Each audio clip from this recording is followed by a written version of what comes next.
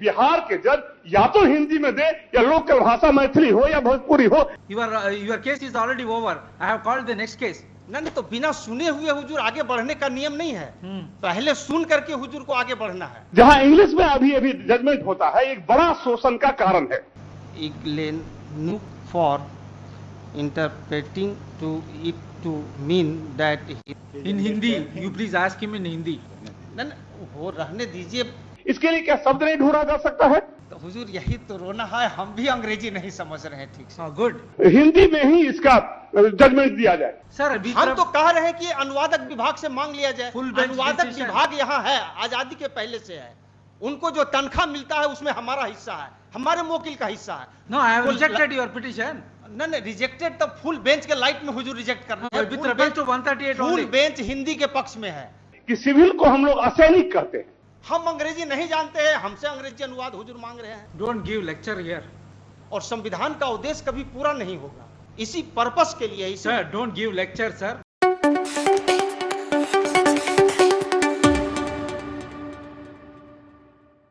उन्नीस 1999 में supreme court के आदेश से सेठी कमीशन बहाल हुआ था।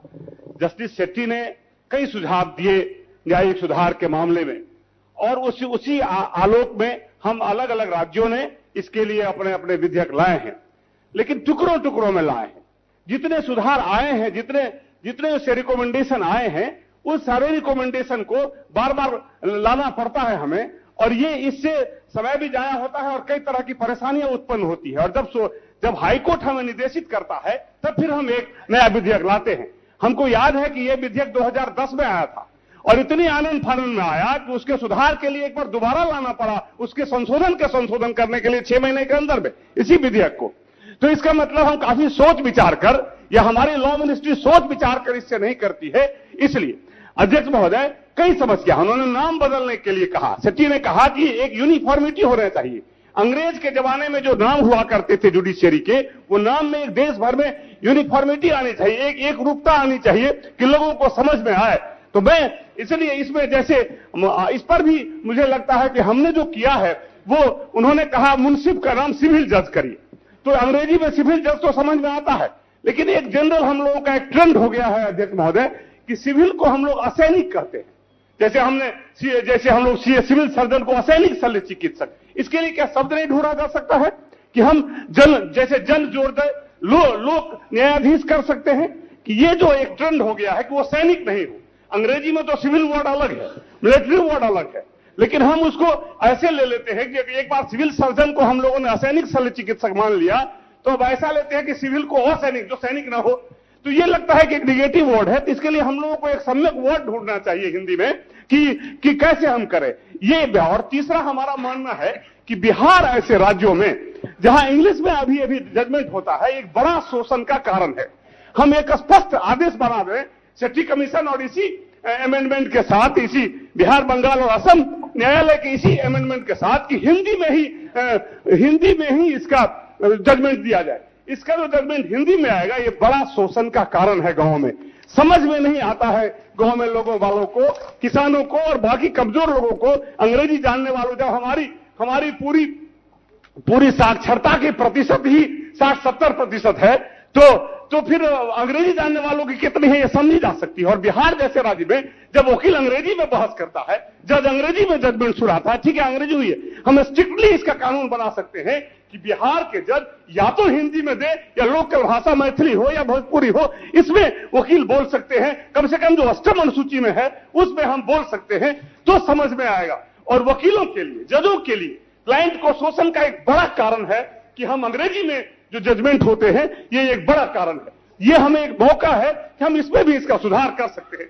इसलिए इन कई बिंदुओं पर मुझे लगता है कि सेठी कमीशन की जो रिपोर्ट है, जो न्यायालय के सुधार के संबंध में, इसकी पूरी समीक्षा विधानसभा करे। इसकी एक संयुक्त प्रवर समिति बनाइए विधानसभा और विधान पार्षद को लेकर के, और 3 महीने के अंदर हम लोग उसको रिपोर्ट दे देंगे कि क्या क्या और जोड़ने की जरूरत है, कि बार बार न लाना पड़े, जो बार बार लाना पड़ता है, और क्या क्या चीज और रिकमेंडेशन उनका है उसको जोड़ा जाए। और इसलिए अभी 2010 में दोबारा इसको लाना पड़ा, इसीलिए मेरा प्रस्ताव है कि संयुक्त प्रवर समिति को इसको 3 महीने के प्रतिवेदन देने के लिए सौंपा जाए। भारत संघ की राजभाषा हिंदी में दाखिल आवेदन का अंग्रेजी अनुवाद संलग्न करने का दायित्व वैसे व्यक्ति पर चला गया जो अंग्रेजी जानता नहीं है। Where is the order? Ji. There is a provision हाँ, तो for वो- providing translated copy. अब वही तो कह रहे हैं कि वो ऐसा नहीं है कि पेटिशनर से ही लेना है, उसके लिए अनुवादक विभाग Order, है। this is order rejected. Full bench decision पर ही सुनवाई हुई, हाँ ठीक है सर। तो फुल बेंच डिसीजन हुजूर हम पढ़ देते हैं। फुल बेंच डिसीजन को हुजूर ठीक से समझ लिया जाए। काहे कि एक बार मतलब आजादी के पहले से हुजूर पटना हाईकोर्ट में हिंदी में आवेदन दाखिल हो रहा है और बिना अंग्रेजी अनुवाद लिए हुए गुण दोष पर सुनवाई हो रही है। आज के तारीख में भी पटना हाईकोर्ट में ये give the book full bench decision. जी इसका पैरा 79 हुजूर देख लिया जाए। पैरा 79 के द्वारा स्वर्ण सिंह बग्गा केस संपुष्ट हुआ है।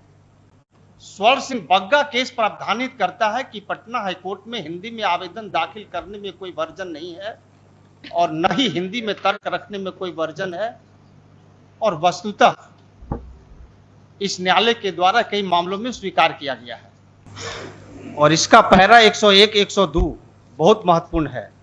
उपरोक्त निर्वचन के पक्ष का पक्षधर होते हुए मैंने भारत के संविधान का अनुच्छेद 350 और 351 के उपबंधों और जनसाधारण विशेषकर बिहार राज्य की भाषा हिंदी होने का गहनता पूर्वक विचार किया। इस प्रकार निर्देश का उत्तर यह है कि भारत के संविधान के अनुच्छेद 226 और 27 के अधीन You are reading in Hindi. Do you think that I will understand?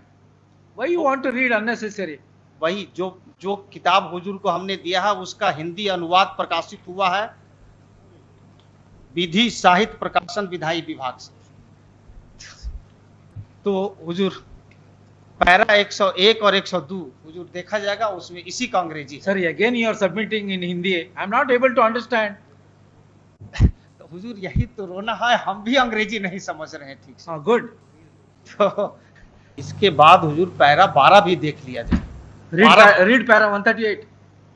हाँ तो 138 Yes. वो जो है माननीय सदस्य का एक विचार है, एक सदस्य का Sir, विचार if you are keep on arguing the matter in Hindi, I am not able to understand. With reference to para 138 of the full bench decision, you are required to furnish translated version. तो You are not complied my previous order. तो Therefore, I have rejected your claim. तो इसीलिए तो उसको वापस लेने के लिए हमने आईए फाइल किया। हुजूर No, I have rejected your petition. नहीं रिजेक्टेड तो फुल बेंच के लाइट में हुजूर रिजेक्ट करना है। With reference to 138 full only. Bench Hindi के पक्ष में है, सब लोग फुल बेंच पढ़ रहे हैं, सब लोग हिंदी सुन रहे हैं। Give the book. Read para 138.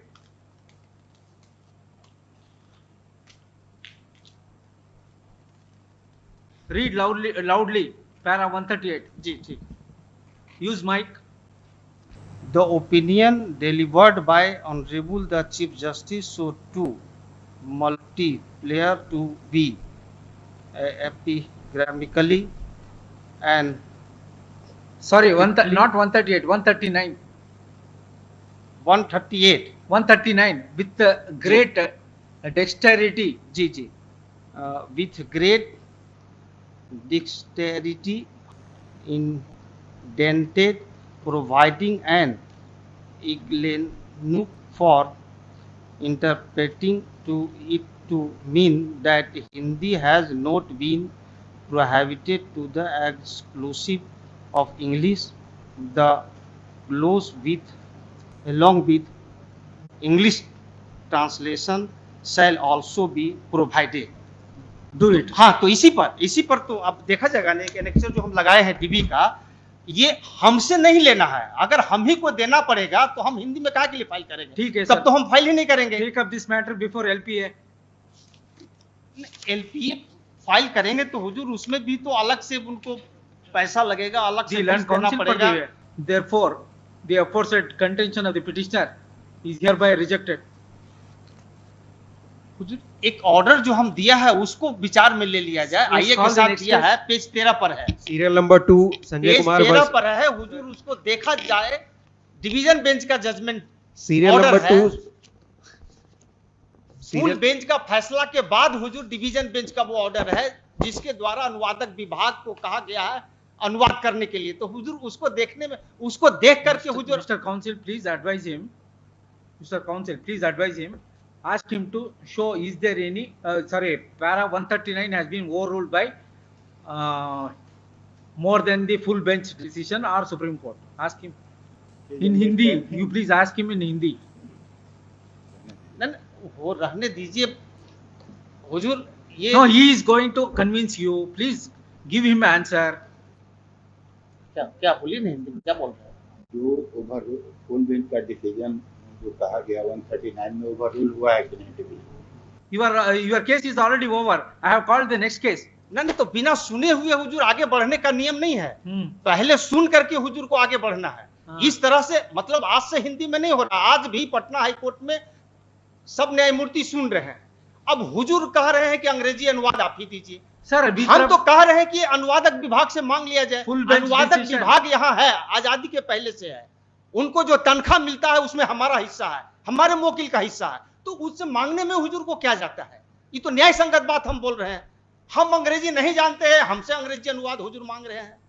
जिस तरह से हुजूर कह रहे हैं कि अंग्रेजी अनुवाद दीजिए, उसी तरह से कहा गया था। मैंने निवेदन किया कि एक बार फुल बेंच को ठीक से सुन लिया जाए। सुना गया, सुनने के बाद पाया गया कि जो हिंदी में फाइल किया है उससे जबरदस्ती अंग्रेजी अनुवाद नहीं लिया जा सकता है, और चूंकि यहाँ अनुवादक विभाग है तो उससे मांगने में है, और वो मांगा गया। हुजूर देखा जाएगा। सर एक चीज और दिखा देते हैं, पैरा 12 हुजूर देख लिया जाए फुल बेंच का। पैरा 12 में स्वर्ण सिंह बग्गा केस का हवाला है। स्वर्ण सिंह बग्गा केस संपुष्ट हुआ है फुल बेंच से। पैरा 12 हुजूर हम पढ़ देते हैं। Mr. Counsel, I have heard you sufficiently. Please don't disturb the proceedings. हुजूर ये मतलब अभी अगर इसी तरह से तो हुजूर All right, keep on arguing the matter. Ji Hazur para 12, किसी व्यक्ति के लिए यह कदापि वर्जित नहीं है कि वह हिंदी में आवेदन फाइल न करे, और न ही किसी व्यक्ति के लिए इस प्रकार का कोई वर्जन है कि वह हिंदी में दलीलें न दे सके, और वास्तव में अनेक मामलों में इन बातों को इस न्यायालय द्वारा स्वीकार किया जाता है। और ये स्वर्ण Singh Bagga case full bench से संपुष्ट हो गया। वो पैरा हुजूर 79 से स्पष्ट होता है, और उस विस्तार तक मैं यह निष्कर्ष निकालता हूं कि स्वर्ण सिंह बग्गा वाले मामले में व्यक्त मत सही मत है। हुजूर जो हिंदी में आवेदन दाखिल किया उसी से अगर कोई अनुवाद भी देना पड़ेगा तब तो कोई हिंदी में दाखिल ही नहीं करेगा, और संविधान का उद्देश्य कभी पूरा नहीं होगा। हुजूर भारतीय संविधान का अनुच्छेद 343 से 351 देश की भाषा हिंदी को आगे बढ़ाने के लिए कहता है, और अंग्रेजों की भाषा अंग्रेजी को पीछे करने के लिए कहता है। फुल बेंच भी यही कहता है। Don't give lecture here. तो यहाँ अनुवादक विभाग आजादी के पहले से है, इसी पर्पस के लिए। Sir, don't give lecture, sir. Whatever the submission you want to make, you restrict your with reference to your petition. तो हमारा सबमिशन यही है कि स्वर्ण सिंह बग्गा केस पूर्ण पीठ से संपुष्ट हुआ है, जो ये कहता है कि किसी व्यक्ति पर हिंदी में आवेदन दाखिल करने में कोई वर्जन नहीं है, और न ही हिंदी में तर्क रखने में कोई वर्जन है।